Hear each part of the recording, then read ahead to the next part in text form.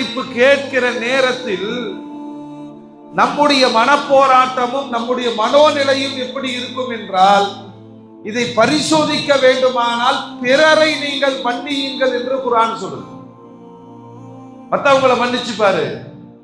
அல்லாஹ்வுடைய ரசூல் சொல்வார்கள், உன்னுடைய பணியாட்களை ஒவ்வொரு நாளும் 70 முறை மன்னியுங்கள் என்றார்கள்.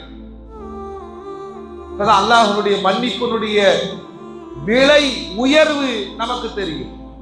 மன்னிச்சிருவோமா?